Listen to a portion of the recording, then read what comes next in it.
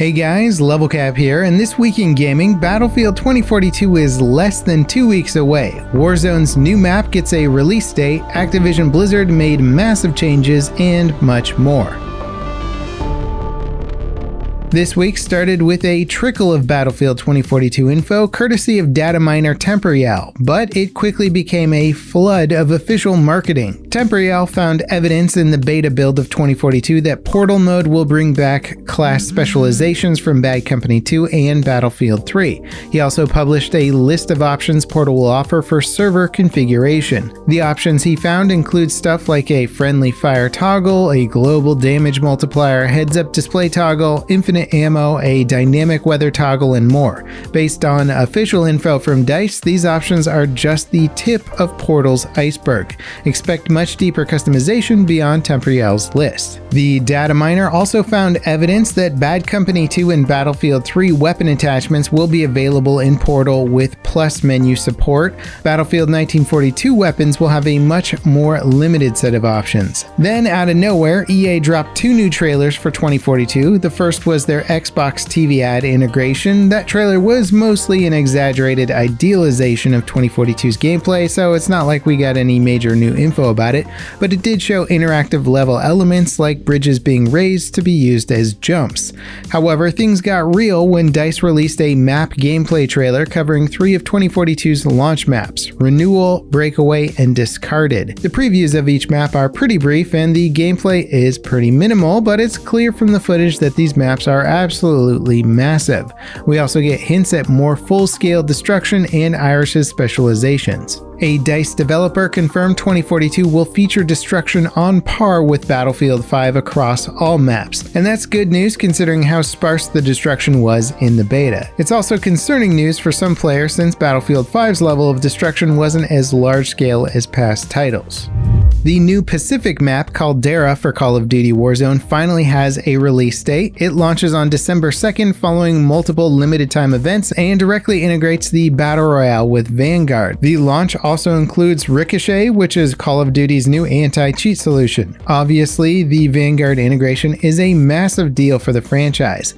This is the first new full-scale Warzone map since the mode launched last year. Previews of Caldera look promising, but it's also going to be a very different experience from Verdansk's urban setting.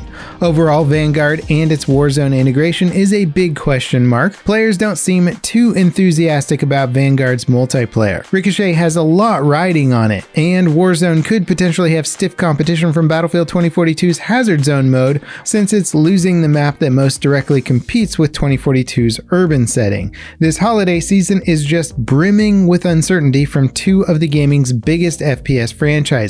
We're curious to hear what you're expecting. Leave your comments below.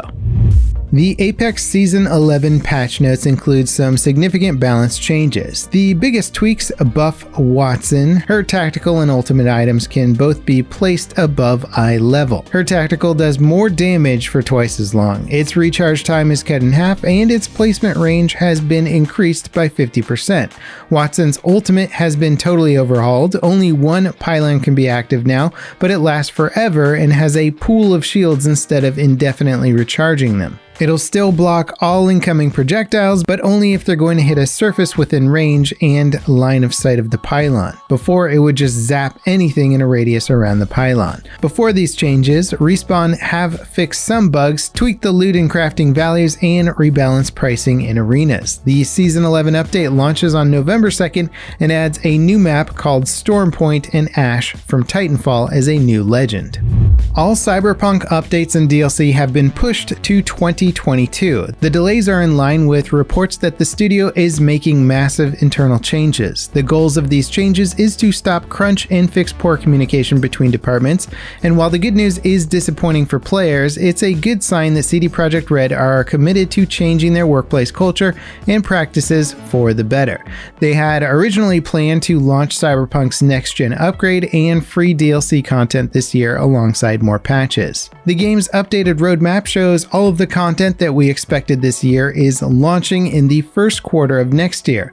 The next-gen upgrade will likely be a complete edition that overhauls the entire game for both next-gen consoles and PC. It's unclear what sort of fixes last-gen console players can expect, though it's likely you'll see some radical improvements as well. Apparently, Snoop Dogg has the scoop on some Grand Theft Auto news. According to him, Dr. Dre is producing the music for a new Grand Theft Auto game. In the past few months, tons of rumors have been flying around about the sixth entry in the franchise.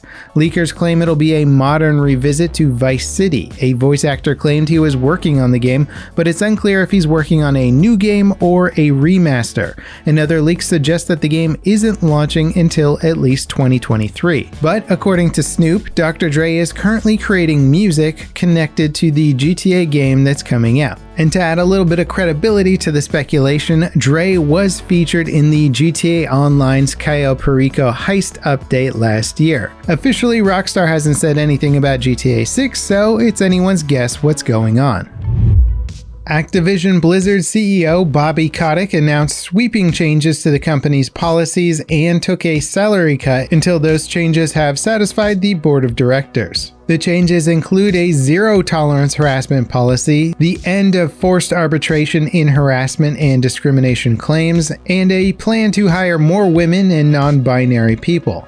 Employees that violate the zero-tolerance policy will be immediately fired without severance or future compensation. These changes meet some of the key demands employees made when they staged a company walkout in July. Other demands like pay transparency and structural changes are still up in the air. California's ongoing lawsuit over these issues will likely spur even more significant changes pending its outcome. Facebook's Meta announcement caused the largest collective eye roll in human history, but it also brought some good news for Oculus VR users. They're dropping the Facebook login requirement to use your headset. This is likely being done in an attempt to bring Mark Zuckerberg's fantasy of an augmented reality workforce to life. Oculus will be rebranded as a Meta product starting next year. PlayerUnknown's Battlegrounds company Crafton just purchased Subnautica developer Unknown Worlds. The studio got its start with the asymmetrical competitive shooter Natural Selection, which was a Half-Life mod turned standalone title. The game and its sequel proved to be popular but never broke into the mainstream. However, Subnautica was a smash hit on launch and propelled the small indie studio into superstar indie studio status. The buyout by Crafton makes some sense given both studios are heavily invested in immersive FPS experiences and have a strong history with competitive multiplayer games. Unknown Worlds will continue to operate as an independent studio, and it's unclear if they'll be working on PUBG titles or not. Before we get to our final story this week, let us know how you're getting ready for Battlefield 2042. Have you guys been able to score a next-gen console or get the upgrade parts you want for your PC? I'd be very curious to know how the player base is doing as a whole. Let me know in the comments below. Valorant is getting a new hero named Chamber. The trailer revealing him has some serious Tron Legacy vibes, and his abilities are pretty unique for Valorant. His C ability is a pretty standard trap, but his Q, called Headhunter, gives him a heavy pistol. His E ability is a teleport that lets him move between two placeable anchors, and finally his ultimate is a high-powered sniper rifle that can one-hit kill regardless of where you land a hit on your enemies. Killing an enemy with this rifle also creates a field around the body that slows enemies down. Chamber will be added in an update on November 16th. And that wraps it up for this week in gaming. As always, guys, thank you so much for watching, and I'll see you next time. This is Level Cap signing off.